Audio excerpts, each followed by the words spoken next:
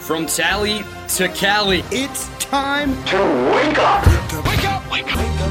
WarChant.com is your ultimate Seminole sports source. And this is Wake Up War Chant, presented by Zaxby's Now here's WarChant.com's Aslan Hajavandi. and Corey Clark.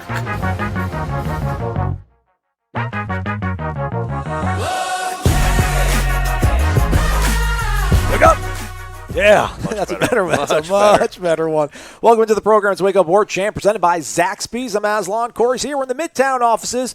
Do subscribe to the podcast. Tell a friend about it. All that good stuff. Also subscribe to our YouTube page. It's War Chant. It's what we do.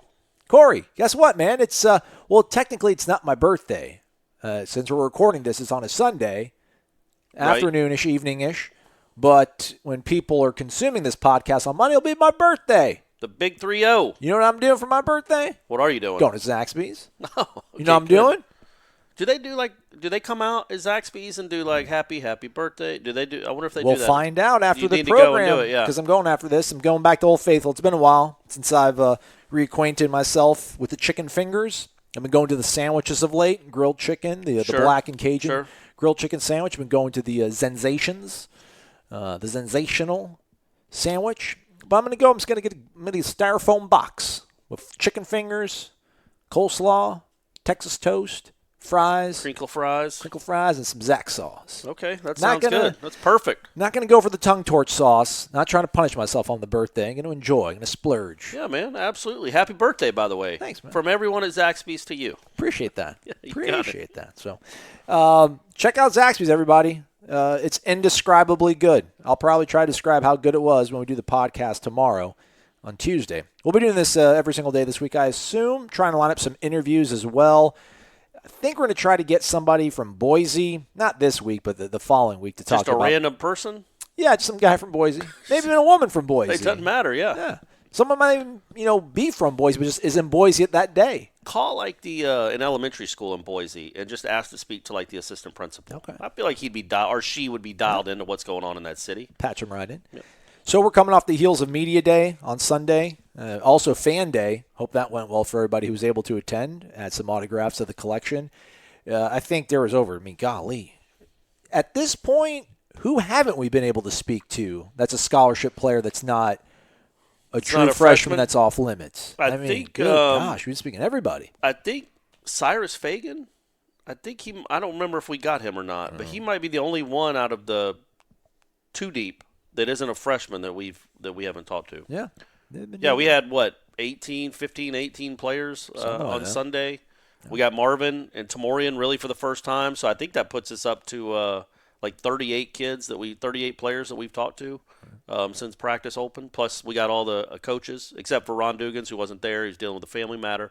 But every other assistant coach we got. And we're supposed to get Ron Dugans at some point when he is made available. Okay, cool. Well, I mean, you mentioned Marvin Tamorrion. I think that was the biggest news of the day. It wasn't a very newsy day, but a lot of cool background was given by your assistant coaches, fans of the Florida State program. But I think obviously Tamorrion and Marvin talking about their health was the biggest development of the day. You spoke to Marvin personally. I did, yeah. He said he described it as a bruise, then he described it as a sprain, but he's like, he said he knew right away it wasn't anything serious. He said, Monday he'll be out doing individual drills for the first time since it happened. So that'll be a good 8 or 9 days off since that injury. And he said he would be 100% ready to go. They're just being overly cautious with it, which makes sense. I mean, you know what Marvin Wilson can do. Now, he does need to get in some game shape, which I'm sure just a few practices should help him there. But, yeah, he was walking without a limp. He was walking without a brace. He was walking without a cane or a crutch or anything. He looked like normal Marvin Wilson. So, and he said he'd be 100%. He was ready to go, and he should be full practicing by next week for the game week. He should be full practicing. Yeah. That's a huge development, I thought. I was on the cynical, sort of skeptical side of his recovery, but it sounds like, to your point, it doesn't sound like he told you he's ready to go. So that's obviously a huge, huge development. Tamorrion said he said something about like he cut a few days after the surgery. A few days ago. I'm sorry, a few days ago. He walked the day after the surgery, Yeah. I think is what he said. So when they were down at IMG, I think he was starting to get some work in once we left the premises. But it sounds like he's pretty close to being ready as well, and that's huge. Yeah, Willie, I think said he saw him running full speed or close to full speed 2 days ago. And again, it's the same thing. I think it's weird. Maybe they come out at maybe he's out. In fact, I know he is because one of the quarterbacks told me that he'll be on the sidelines watching the receivers. So I think he comes out to practice. He may come out to the team stuff when we're not there. But he needs to, he definitely needs to be out there and still kind of getting the mental reps that he needs to get. But yeah, getting him back to 100% too is a big deal, man. There aren't many in the country better than that guy. So you throw him into a mix that we already think is a pretty good receiving core, and all of a sudden you have him. It's a different deal. Yeah. Willie had his presser at the beginning of media day about. Let me see how long it was. I'll scroll down. It's all right in front of me here. Don't want to undersell him or anything like that. 22, almost 23 minutes on the podium. Mm-hmm. Anything jump out to you? There wasn't. I don't think there was anything. Obviously, was there anything really newsy? We would have said that at the top of the program. Just the general sort of questions, right? Like, how's the offensive line? When are you going to name a quarterback? You asked him about freshmen. Was there anything that made your ear perk up? No. The only thing I was thinking about during his whole press conference and then the next hour and a half is I'm not sure that we need a media day anymore at a place like Florida State. I think they used to do it because out of town reporters would come up and they'd be able to get everything they needed for their preseason stuff that they hadn't gotten yet. But the access we have now, we don't get to watch practice and we don't get to talk to freshmen, so neither one of those are great.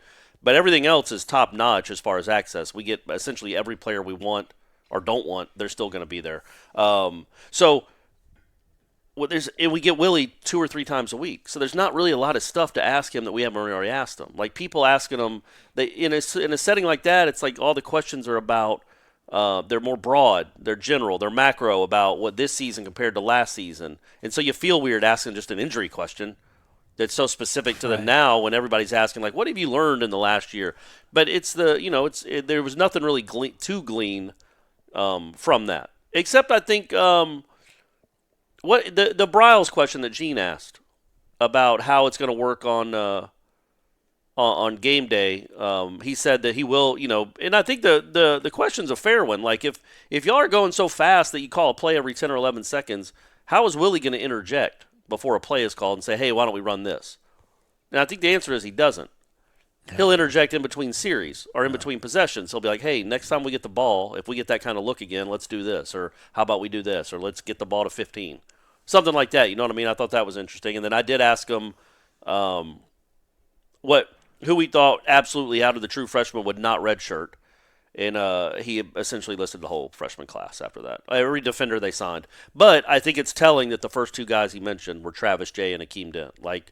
He's like, I don't want to put a ceiling on him. I don't want to say anything for sure, but I think it's not a coincidence that those were the 2 guys that he mentioned first. Which is crazy because that's the segment of that's a unit of the football team that might have the most talent. Yeah. Right? Just in terms of But I think those are your 2 most talented guys. Yeah. So get them on the field in some capacity. Your 2 best football players. Yeah. Akeem and Travis just really look natural out there and like they're ready to rock and roll. Yeah, I think that was a good question by Gene, obviously, to talk about it because I do wonder how that is going to work out. I always want to ask him just, how much of the scrimmage was like an opportunity for Willie to kind of see how he plans to be on game days. It's going to be kind of a bit of a departure to not be the play caller. Yeah. It sort of made me think about it. I was watching SEC Network, and they had... What? Yeah, sorry. Well, at least it's on. It's on around here, right? ESPN had Little League World Series virtual home run derby. ESPN2 had tennis. ESPN News had Make-A-Wish stuff. I don't want to cry. So I'm going to put on SEC Network. And they had McGee and Marty. You got a little football action too now. Yeah, so they had Marty Smith and Ryan McGee or whatever talking to some of the coaches, and they were talking to Gus Malzahn. And the crazy thing was, so when I went to Alabama, I was in Alabama 2017. They were coming off a bad season, Auburn, and then they got Jarrett Stidham to transfer there. And going into the 2017 season, I remember at SEC Media Days, Gus Malzahn talked about how he was going to take a step back. He was going to relinquish play calling duties to Chip Lindsey. He hired Chip Lindsey. Rhett Lashley, who was there with him in the national title game, had gone to UConn. They kind of let him go, mutual parting of ways or whatever. But the whole thing for him going into 17 was, I'm going to take a step back. I want to be able to create more relationships on the defensive side of the ball, be a coach of the entire team and not just the offense. And, they proceeded to beat number 1 Georgia, proceeded to beat number 1 Alabama, won the SEC West, but then lost to Georgia in the SEC championship game. That's right, they did. And they're talking to, and then last year they had a down season, Auburn, because when they have expectations. That's how it always works. Nobody when you don't think they're going to be good, they're good. As bad as Auburn football. So they basically asked me, what are you going to do different this time? And he talked about, me going away from play calling duties is probably the worst decision I could do. He's like, I have to be involved in that. He's like, I can't be detached from everything. Which, is a crazy thing for him to say, because the first year that you did that, buddy, you beat Georgia, you beat Alabama. They had not been Alabama, or they had not been Georgia since he became the head football coach at Auburn. So it's like, hey, it worked out really good year 1, year 2. You guys took a step back, and now it's like, oh, that was a really bad decision. And he talked about kind of he didn't know what to do on game days almost. Right. He got to a point where he didn't know what to do, so he wants to get back to his comfort zone. I don't think Willie is nearly as much of a control freak as Gus Malzahn is, so I think it'll be a little bit of an easier transition. But I do wonder, how much of him he just has to kind of – it's his team, it's his program, but he kind of probably has to get used to the fact that he's got to step back and let Kendall and Randy figure it out. Yeah, and but I think he will. I think he will. It is different, though.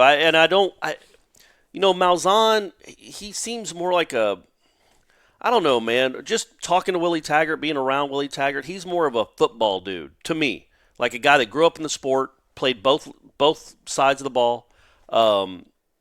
Malzahn is a guy that just seems like a nerd that happened to like football. That he just loves to design plays and call plays and run plays, and if I do it right, I'm the smartest guy on the field. I don't think Taggart thinks of himself like that, and he's relinquished it before. Now he took it back over at South Florida, but he's relinquished it before, so he knows he can do it. Now I guess it didn't work out that well for him when he relinquished it, but I think Taggart maybe has more of an overall broader sense of what's good for a program, and Gus Malzahn is just like, this is my thing. I call offensive plays. This is what I am. Yeah. I think Taggart thinks of himself as a football coach. Right. That's a good point. Yeah. So I think that's the difference there. And you're paying the guy $1 million. But he needs to. 1.1 actually. 1.1. I think. Yeah. Don't scrimp that other 100,000 now. It's a big deal. So yeah, I don't think. I think he knows. I think he really truly believes that's what's best for the program, for Briles to be doing that, and I do think it'll help in other aspects. So we'll see how it works. But also, how could you? You can't have, when you're going that fast, you have to have one guy doing all the signals, telling everybody what. It has to be one guy. You can't have another guy in his ear saying, "Why don't we do this? Why don't we do that?" You don't have time for it, right? Absolutely not. No, yeah. I mean, and at what point can you? But you're still deciding when to kick, when to go for it. When to punt, which should be never. Just don't punt. Be that team. So you still got a million decisions to make. It's just you don't get bogged down in the minutia of, okay, what am I going to call here on 2nd and 8? While you're so mad at your defense for just getting run through that you can't think straight. We spoke to Randy Clements for the first time. That was cool. I think, period. I think the media, I don't know, he might have been mic'd up for Seminoles.com. That was the first time we were able to sit down and talk to him. Over 20 minutes worth. All these videos are up again on the YouTube channel. Subscribe to that, folks. It doesn't even cost you any money. You'll get alerts every single time. You can control what you get alerted from or what you want to get alerted to. But it's all there, all the videos, 18 of them. They'll all be live sooner than later. But we're sitting on some stuff, to spread it out. We don't want to, overwhelm you folks with all this great content that we've accumulated for you. But good interview out of Randy Clements, 24 minutes. Oh, so, yeah. Big time. More than Taggart. Yeah. Now, we won't talk to him again. Ever. Maybe Probably. Ever. But maybe next year. Like literally 365 days, maybe. Yeah. But we got him for 24 minutes. Maybe there'll be some days where Kendall's like, hey, man, he can talk on my behalf, but probably not. But some cool things I think that he talked about.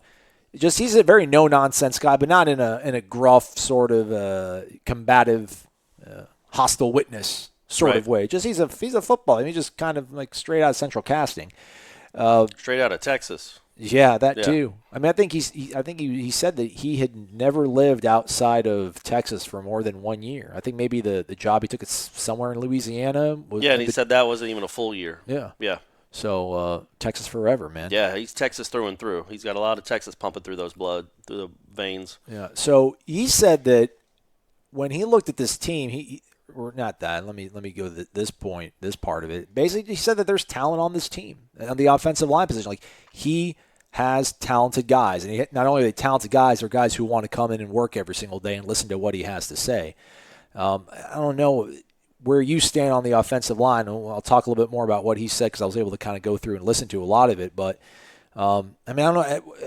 You have to see the actual performance on the field before you'll feel optimistic about what this unit can accomplish. I mean, this guy he's put 12 guys in the league. He's had some 5-time All-American honorees, over a dozen all Big 12 nominations at his offensive lineman.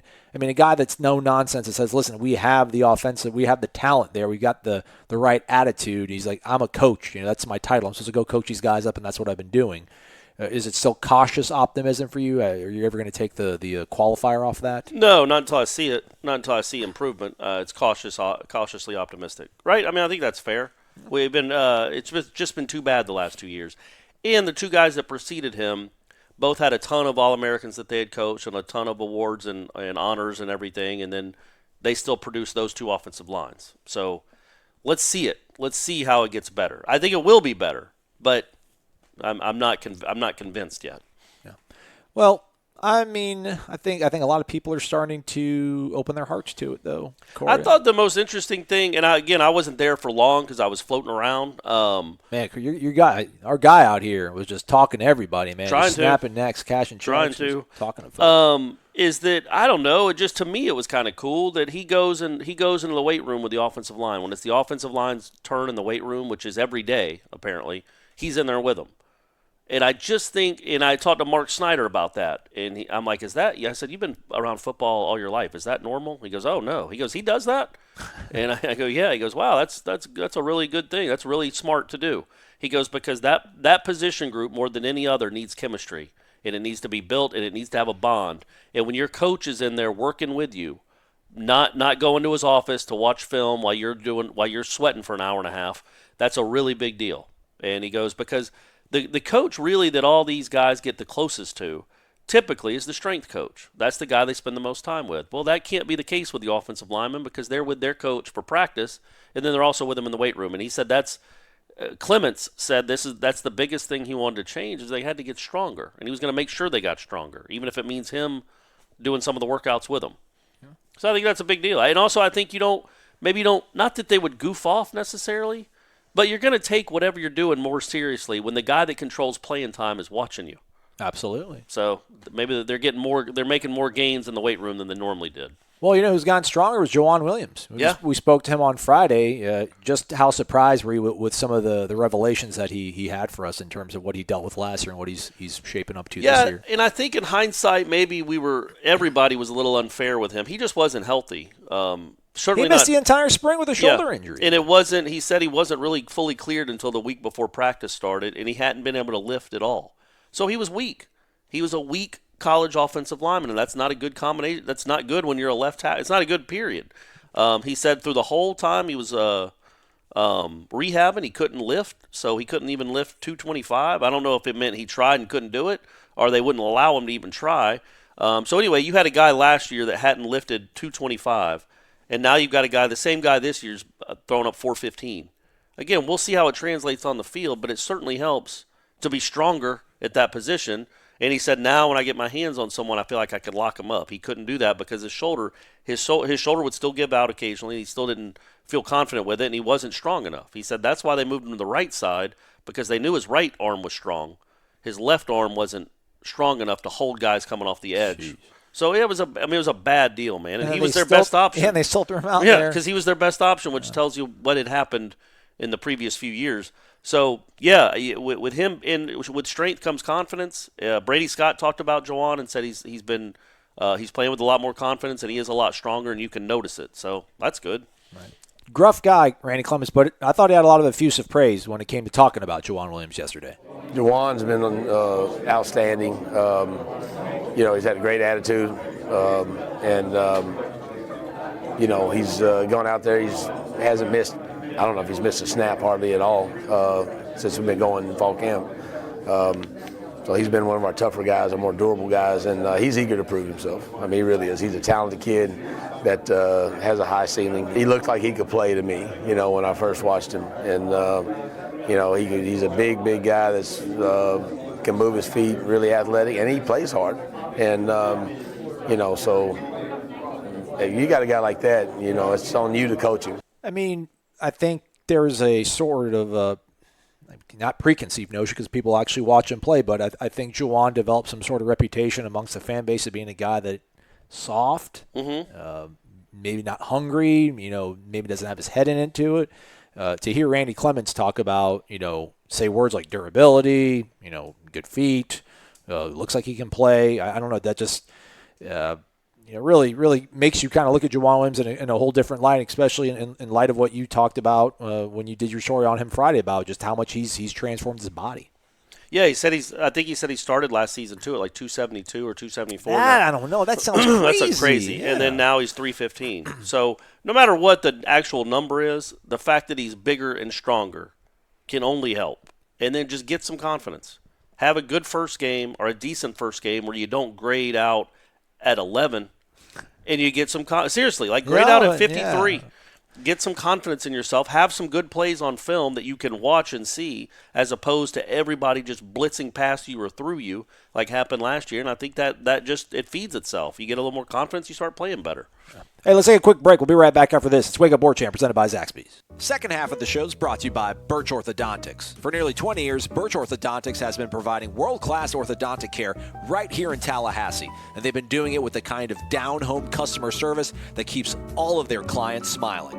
Whether you or your loved one needs braces or Invisalign treatments, Dr. Heather Birch and her staff are trained in all of the latest techniques. And the best part is, they'll include you in every step of the decision-making process. They'll work with you to craft the perfect treatment plan and payment options to suit your needs. So if you're looking for family-friendly orthodontic care in a comfortable, stress-free environment, Birch Orthodontics isn't just your best choice, it's your only choice. Visit www.birchorthodontics.com. That's BURCH orthodontics.com for more information and to set up your free consultation today. Or you can call the office directly at 850-877-1692. 850-877-1692. All right, we're back. Get your smile right. Go check out Dr. Heather Birch, Birch Orthodontics, birchorthodontic.com. All right, Corey, let's keep talking about the offense. I didn't hang out with anybody from the defense. There's a whole bunch of defensive guys there. I mean, I got to go back and maybe I'll listen to Harlan's interview later today, and I can talk about it on the Tuesday program. So we're able to speak to Kendall Briles again. Second time the media got him this preseason. First time that I was there for it. I was out of town for my buddy's wedding the first time that they made Kendall available. He was asked his thoughts on the scrimmage, talked about they had to clean some things up, some penalties, things like that. Didn't seem too overly concerned, but just talked about the fact that they have to clean things up. And then he was asked, obviously, about James Blackman. What'd you get a sense of with his thought with the quarterback, talking to him? Well, this is the thing. When he was asked about James Blackman, which is kind of a general question, or maybe just about the quarterbacks, his thing was to go and talk about James in terms of intangible stuff, intrinsic things, his attitude, leadership qualities. So then I'm like, hey, we keep hearing that. Yeah, and also to a point, like I get that that's important. We people on this beat and people that cover this team understand why a quarterback that the teammates really like and can trust and is a good leader is important. But at some point, you also want to hear, oh, yeah, he's really good at football, too. Yeah. You know what I mean? Like, there's a lot of great kids at this school that you could go just have be a leader on the team. You need James Blackman to start getting compliments like, yeah, man, he really spins it. He makes great throws and really good reads. I think that's the next step, and we hear about James Blackman. It sounded like he said a few of those things about him, right? Well, see, I went to the Corey Clark School of Journalism, so I asked that question. This is what he had to say about it. James is... the way he plays the game, he plays it a little bit different than everybody else. He does have that competitive passion, and he is a great leader. His arm talent is really good. His accuracy is better. So I like that about him. And then he's a good decision maker. And there's been some times when he's been a little loose with the ball, and we've addressed that. And that's the main thing. I tell those guys all the time, the number one ability you can have as a quarterback is predictability. And I got to know where that football should be going. And he's got to be on the same page as us offensively. So I think he does have great ability. He's not the best runner in the world. He's not the strongest arm in the world. But when you put everything together, he's a dang good quarterback. There you go, Corey. Dang good quarterback. I mean, talks about if you would have told me, I mean, I don't know if he misspoke. I don't want to pretend that I know what he was trying to say because he said what he said. But the fact that he said he's got good arm talent and he's got even better accuracy, I thought those would have been flip-flop sort of things. Like he has good accuracy, but he has an even better arm. So to me, that's encouraging to hear him laud Blackman's accuracy because I think that's the bugaboo. We know he can throw it. Yeah. Because when we talk about consistency, for me with James, I've always been like, I just think it's accuracy. I don't think it's decision making. He talked about he makes good decisions. So I mean, the things that have people hung up about maybe the way he performed in 2017 are the things that Kendall Briles seems to be saying, well, no, these are like his actual strong suits. So I wonder if by inconsistency now, is it just him not being instinctual enough to pick up on what Kendall needs this offense to do? But again, for him to compliment the arm and then talk about he's accurate and then talk about the competitive passion, which is a cool thing that we already know about, but then to say that he makes good decisions, those are the encouraging tea leaves. It just it was going to hard to imagine Alex Hornibrook or anybody taking that job. And I think that's about all you could ask to hear from an offensive coordinator in the midst of a quarterback competition that doesn't want to tip his hand too much. Yeah, and I think when it comes to, quarterback in general, but in this offense, maybe even in particular, decision-making more than anything. Like, we remember Jameis, that wasn't an easy offense to learn, as we saw many of the other years that he wasn't the quarterback. He threw into some crazy windows. There weren't guys running free wide open a lot of the time.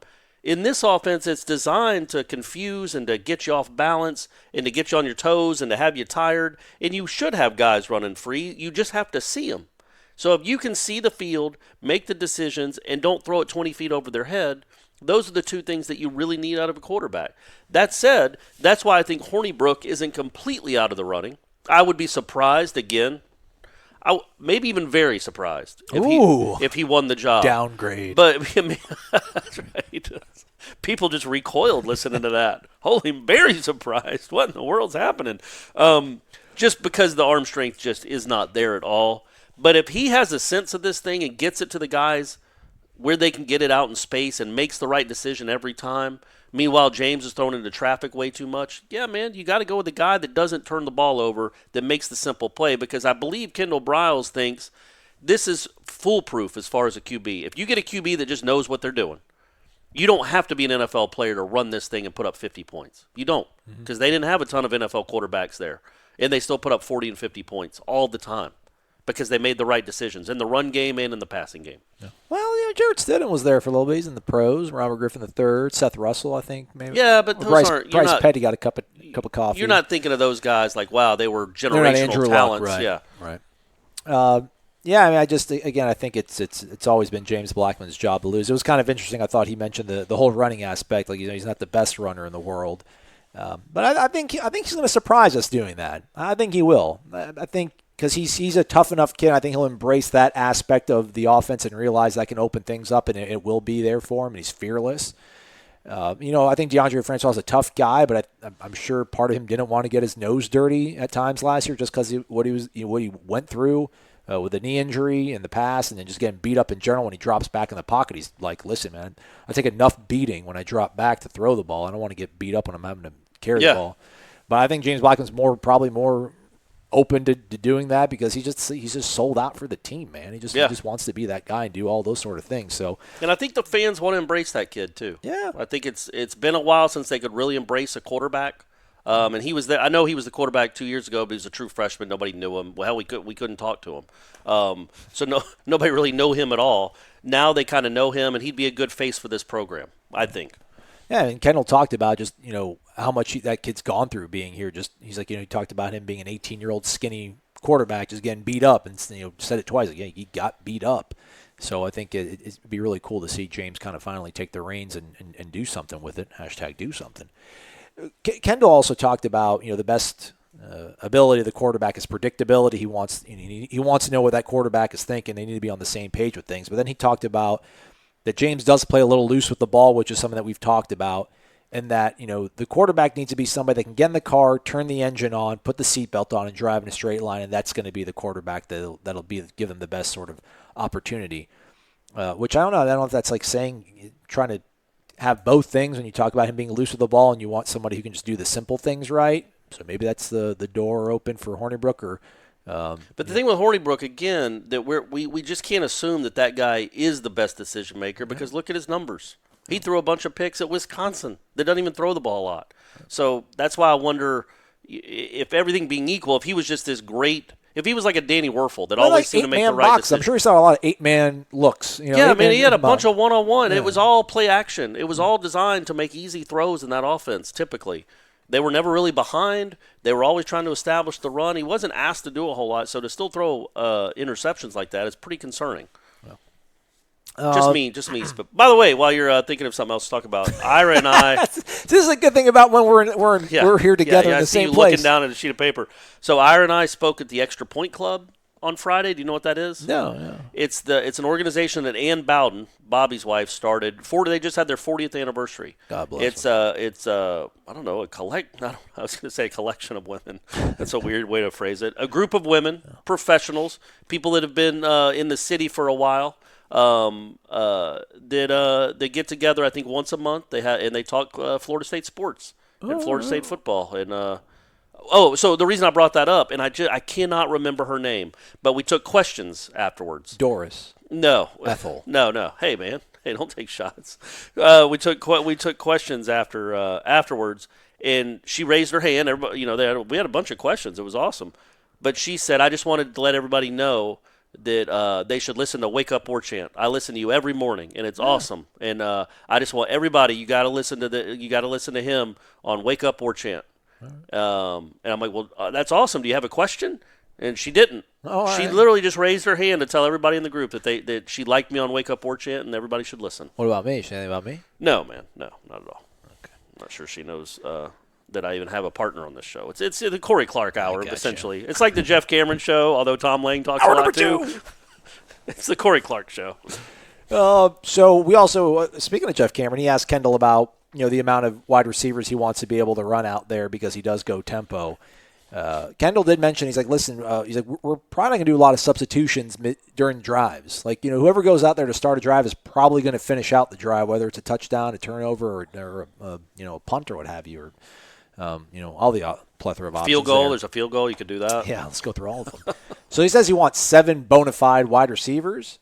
He's got that, right? Yeah, that's one that, again, talking about the numbers maybe not being in what you want. I feel like you got to have 7 bona fide guys out of the unproven. Most of them are unproven, but still, I feel like in that group you got 7. But he did have some gushed a little bit about DJ Matthews. I mean, kind of Jacksonville media was teeing him up about that, and he's like, he's like, I like him. He's good. It was just kind of funny the way he said it, but he described him as just being silky. Ooh, that's a good word. That's a good adjective. That's a real good adjective. Described him as silky.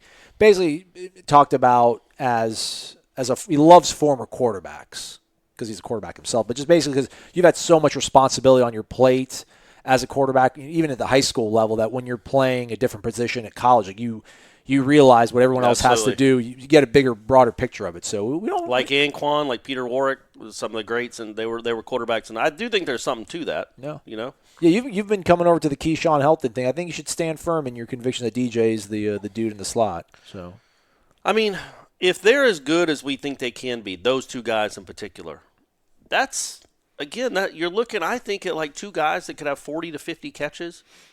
And they're I like to call them silky when they get the ball in their head. Silky smooth. Okay. I mean, they're hard to tackle in space, man. And he's got those 2 guys are big time weapons. And if you're worried about 15 so much that you're rolling coverage that way, which you should, man, those guys can really make some hay in the middle of the field and get some big plays in this offense. I really do think that.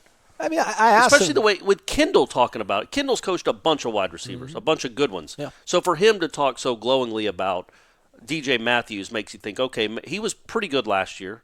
We know there's talent potential there, but maybe he's ready to make one of those leaps that we see from sophomores to juniors from time to time. Yeah, I mean, I asked him about, maybe I was projecting, but, I think to a large degree, so many people, they equate, I mean, even if you look at the NFL, you look at Antonio Brown, Odell Beckham Jr., these are not large, I mean, they're not Julio Jones. Julio Jones is a freak. Yeah. But I think so many people think of like Julio Jones as like, that's what you need. You need Kelvin, you need 6'5" guys, freakish athletes to be really good wide receivers. And for him, having success with guys like Katie Cannon and Corey Coleman? Like, is there something about that body size? Because those guys weren't enormous, right? No, I think they're all probably 6'1" or less. And he just talked about, he's like, listen, you get open. He's like, I like you. He's like, if you get open, we'll get the ball to you, and you'll find ways to make plays. So he did talk about the fact they do have so many different body types and versatility at the wide receiving position that gives him a lot of hope and excitement. So, I mean, he was setting the table for things to he has some cautious optimism there. Talked about they got to get better, obviously, from what they did in the scrimmage, but they got 2 weeks to get better. The funniest part of that, and I wasn't there for a lot of Kendall talking because I knew we were recording it. I'd be able to watch it later. But when I think somebody asked him about coming to Florida State, and he's like, "Yeah, man." I think he said, when I watched him last year, that wasn't Florida State. And he said, "Now I didn't watch every game." He goes, "I watched the Virginia Tech game because it was on a Monday night." And he goes, "I think his I want to remember the exact thing he said, but it was like, and I don't remember how many points they ended up scoring." And then you seen G. Deckerhoff in the background just shaking his head. Like, not many, Coach. You didn't miss anything. He goes, but yeah, there were no big splash plays. They weren't able to get in the end zone. It's like, that's not the Florida State I know. But the fact that he was like, I don't remember how many points they ended up scoring. It's like, they scored 3, man. I don't know the last time you ran an offense and only scored 3 points. Well, that bowl game wasn't that good. But yeah, that's right. This last one, right? Yeah. He was already checked out. He had already Mark Richted it. Yeah, he was over here. Last thing I want to talk about before we go, just should have mentioned when we were talking about Randy Clements, but just again, tempo and what it can do for this team, and then how important it is. And this might be a little bit of not as a downer thing, but just things we have to be aware of as we get ready for the season. Kendall, and I mentioned on the show before a couple times, just that there's this. So many people go fast, and it all started from the high school level to make things easy, but it's to conceal things. I mean, by and large, going fast is to conceal your deficiencies. And I asked Kendall how much of that is offensive line. He basically cut me off. He's like, yes. He's like, absolutely. He's like, part of the reason why we go fast is to cover things up for what you lack and don't have. And right. If this offense can get to, I mean, listen, I don't know. Just they tried last year. I mean, they had some little spurts there against Virginia Tech, but they kept faking hurt or whatever. So, maybe Kendall knows a way to prevent that from happening, or who knows. But he talks about how important that is, and again, there's like the rhyme and the reason to everything. Like he talks about he's more concerned about production than he is, number of plays they're going to get off. But I just think that again, like him and Randy are on the same page. They know what they have and what they can do to work around it. That's a really encouraging thing to me. And again, he talked about the importance of just going fast, because that makes your offensive line not have to, deal with things in the toughest sort of sense, man. Like you talked about, you let Marvin Wilson get his cleats in the ground, it's a little bit more difficult to block Marvin Wilson. But on the flip side of that, tempo, people were asking Randy Clements how close he is to knowing who his starting 5 is going to be, and he kind of bristled at it. He's like, listen, with the offense we run, making 340-pound guys do that, he's like, you're going to lose a couple. And he's like, and you need guys to be ready. So, I mean, we feel good maybe at some point about the 5 guys they have. If Jauan Williams can live up to his sort of vast potential and the athletic ability he has, and he is 30 pounds heavier and 50% or 100% stronger. I mean, doubled up. We like the interior. We like Bavion. We like Mike Arnold. We like Brady Scott. Right tackle, Ryan Roberts is kind of coming along. But Lucas is in there somewhere. Yeah. So I think like Dante Lucas and Brady Scott give you that kind of versatility, although I think I don't know where Brady played at last year in terms of guard. I don't know if he flipped between left and right. Because I think Wasn't he a tackle some too? Yeah, he did. He played everything except for center practically. But I do wonder, like, they need – I mean – You'd like 10 guys, but I don't think that you're going to have 10 guys. If you're going to a 10th guy, though, on a college offensive line, I don't even know if Alabama, when you roll in their 10th offensive lineman, you can expect a lot. You know what I mean? But you need 7 good ones that you can count on, I think. And if you have to get to 8, 9, 10, well, you've hit some bad luck. I think that's kind of the reality of it. Or the first 7 aren't good. Now, obviously, Alabama doesn't have that problem. Their first 7 are always pretty good. But, what I was going to say about that, the thing I was most wrong about last year, and I was wrong about plenty, all of us were, I knew their offensive line wasn't talented, and that's what I always kept coming back to when I was trying to foresee how they would do in 2018. But I thought the pace of play would hide their weaknesses, would mask it more, because you would have an advantage because you're in better shape and those guys are tired. And so you don't have to be a great lineman to just push a tired guy around because he's not set, he doesn't know where he's going. You don't have to be a great line. But that never materialized at all. Ira, when we were at that extra point club, was talking about somebody asked. I think Northern Illinois, that first drive, they gave the Huskies a little what for? You're not coming into Doak. You're not coming in. This ain't the days of Jordan and Lynch. We're going to take your right tackle in 5 months. That's right. So, so it didn't really materialize, and Ira made the point when we were talking at that extra point club about how, because somebody asked about pace of play and lethal simplicity and going fast, and it didn't seem like they went that fast last year. And Ira was like, well, they tried, and then they realized they were going, it wasn't helping. So they tried to like slow it down and make it easier on the linemen instead of speeding it up.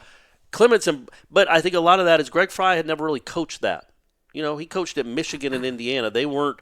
It wasn't that's Big Ten slobber knocking football. Yeah. Not that anybody knocks slobber anymore. It's not the 80s. But so Greg Fry couldn't coach that necessarily nearly as well. Randy Clements, this is all he's ever coached, is offensive linemen to do this, to run fast, to be in shape, and to get to that line in 8 seconds because we're going to snap it again. Get your butt down, get your hand in the dirt, get ready because we're snapping it. That's all he's ever coached. So I think that's going to look a lot different because they got guys. I know I made that point a bunch, but that was the thing I was most wrong about was how the offensive line I thought it wouldn't matter how good it was because at the end of the game it would just be in better shape and be able to push guys around because they'd be exhausted. That didn't happen, but Briles saying absolutely. That's one of the perks of running like this. You don't need a great offensive line, right? Because they do not have a great offensive line. They've got. How about Virginia just beating Minnesota 11-0 in the Little League World Series? Oof. Come on, Minnesota. Beat it, Minnesota. In 4 innings. Come on now. How come we can't have the national title like the Little League World Series, like regional? Bring down University of Minnesota. Yeah. Play Florida State in the Sugar Bowl or something, and one regional or regional collides with another regional. That'd be nice. Yeah, I think at this point, again, not to belabor it, there's like 5 guys you feel good about in the interior. You had a lot of good things to say about Andrew Baselli. Check out that interview. You got Baselli and Bavion, or Bavion and Baselli at center. Arnold, Scott, Dante give you 3 guards to fill 2 spots, and Jauan, if he can kind of turn it on, find his groove, if you will, that's a good spot to tackle. But then you wonder, let alone one of them. Ryan Roberts, okay, hopefully, but who's the? It's a struggle with Abdul Bello to kind of pick things up and get moving in the right direction. Chaz Neal, he wasn't too effusive in his praise with Chaz Neal. Talked about he obviously came from playing defensive football, and they need to kind of get some of that stuff out of him. He did say that he thinks that Jalen Goss is really talented, but did say that he's obviously a little light in the waist. Joked about that we can still see a 6-pack, which is not a good thing. He's like we need to make him have more of an offensive lineman body. So I don't know, maybe Jalen come out have a couple extra chicken fingers at Zaxby's, just brick by brick, finger by finger. And I hate to do it because he looks incredibly healthy. Yeah. That's a body that anybody would want. Right. He's a specimen, and you hate to be like, dude, what are you doing? Yeah, put on 20 pounds of whatever. Do you not care? Do you not care enough to get fat? Is that your deal, Jalen? You just don't. You don't care. You're not a team player. You're just not going to eat enough to get fat. Great. You could have gone anywhere else and done anything else, but you're going to waste our scholarship to not get as fat as humanly possible. Because he literally at least 40 or 50 pounds, at least, right? He legitimately looks like a small forward. He's like 6'7", though, I think. Yeah. So he's got to be at least 260. But yeah, you know what I mean? But look at his frame. No. You'd have never seen an offensive lineman. Not since the early 80s has an offensive lineman looked like that. Yeah. So I do wonder who the tackle is that could maybe step up. Do you want to talk at all about what Nick Saban said the other day about Landon Dickerson coming to Alabama? We could touch on it real quick and then be done with it. Do you have the direct quote, the actual quote? You want me to do that? Yeah. All right, here's what he said. And I think he has a unique perspective on, coming from some place that maybe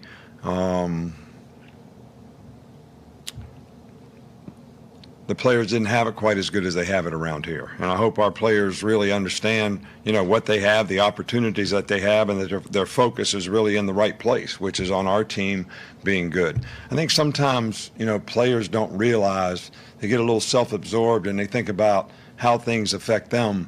But really, playing good and winning help players more than anything else. And the reason our players get all the accolades that they get and all the notice and attention that they get is because they're good players, but it's also because we win. And I think players need to keep that in perspective, because that's a very important part of why we have so many players that get opportunities at the next level and get recognized for what they do here as a football player while they're at the University of Alabama. I don't know, that dramatic pause. Yeah. People think that he took a shot at Florida State. I don't know if he took there a was shot. a lot in that pause, I think. I do. Number one, he needs to keep Florida State out of his mouth. And I guess he technically did. Like, he never said Florida State. But, yeah, man, I mean, look, right now, the difference between 2018 Florida State or just since Dickerson's been in college, 2016 to 2018 Florida State and 16 to 18 Alabama, it's a huge difference. I mean, it's a big difference between Alabama and almost any other program. But, yeah, I mean, I get it. I get what he's trying to say. It sounded like a shot. What is he trying to say? Just because Alabama's winning, so Dickerson's in a better – You see what a winning program looks like. You see guys in the locker room that care a lot more about winning than they care about anything else. Okay. And I think my impression is if Nick Saban's saying that about how Dickerson has a different perspective, he sees things in a different way, I believe it's because Landon Dickerson has told Nick Saban that. Oh, absolutely. This is different. Right. You guys do it different than what it was done here. Now – look, also, when you things are different here now, too. Absolutely. Kendall Briles is here, Randy Clements is here, Ron Dugans is here. Things are different. And that guy, he might end up starting for them at center, apparently. So, and he's tough, he said. He said he's tough. Well, hey, good luck, man. I don't know what you're going to do in October, Nick, but enjoy him in September. Just kidding, Landon. I hope you do have I hope you stay healthy and have a good season. But when it comes to that, when it comes to discussing the two programs, yeah, man, Landon Dickerson didn't get to see anything like what he's seeing right now.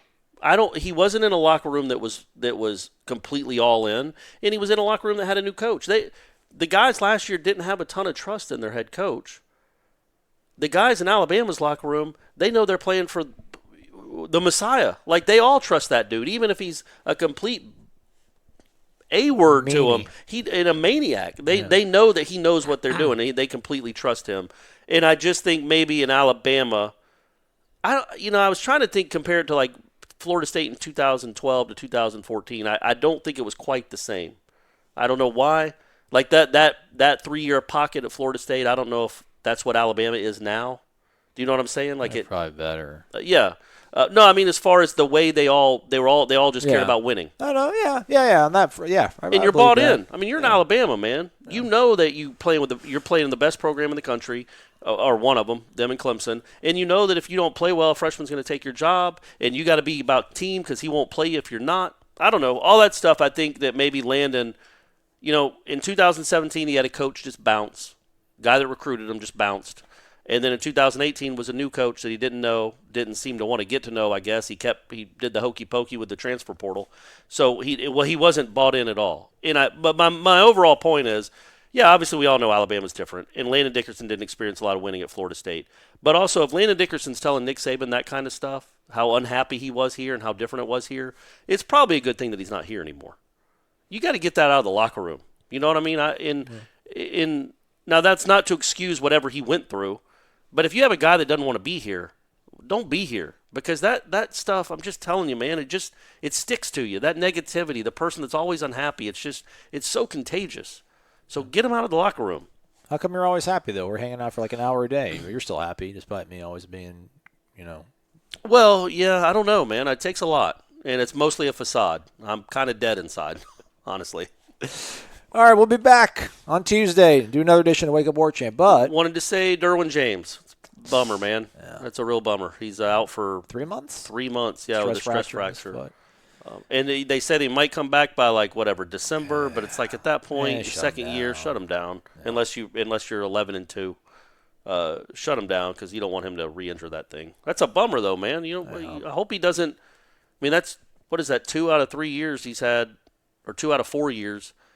He's going to have basically a season-ending injury. I hope that's not like a common theme in his career because he's a really, really incredible player otherwise. So talented, man. Miss him. No-blooded. All right, we'll do another show Tuesday. We'll do shows every single day this week. Man, what are we going to talk about tomorrow since we don't have any availability? Oh, that's a good question. I don't know. We can see if we get Travis Johnson on the program. He said he'll talk to us. We need Chernobyl. We talk about Chernobyl. Okay. We still haven't done that yet. And just a lot of Little League World Series takes. Hard Knocks as well. And going to Washington State, apparently. They're going to do HBO's going to do Washington State. Yeah. I forgot to ask Willie about that. I was going to ask him, but there was no lulls. I was going to ask him during a lull. So you watched this last Hard Knocks? Yeah, I'm back on it, dude. I'm excited for football again. Yeah, it gets me going a lot more than Last Chance U because that just makes me want to throw things. Yeah. But this gets you excited for football. And I remember watching they had the scrimmage before the preseason game with whoever they were scrimmaging. The Rams. Yeah. And I'm watching them go up against, they get to go up against Aaron Donald. And I'm like, man, this is great for those linemen to get to go up against that every day. Why don't all these teams do this? And then I'm like, well, I guess it could get as I'm saying that to myself, a huge fight breaks out between the two teams. I'm like, that's why they don't do it. Yeah. This is the stupidest thing I've ever seen. Why do they do this? Yeah. Because they're not going to – it's one thing for your teammate to talk to you or to beat you. But, the guy had Aaron Donald's, shirt and just wouldn't let go. Yeah. Just, wouldn't let go for a second while he held the block. Yeah. And maybe if that's Andrew Whitworth or somebody in the Rams line, he's like, all right, man, let go. Right. But he's just going to – he ain't going to let that guy do that to him. Yeah. So, yeah, that was pretty funny. Yeah. I've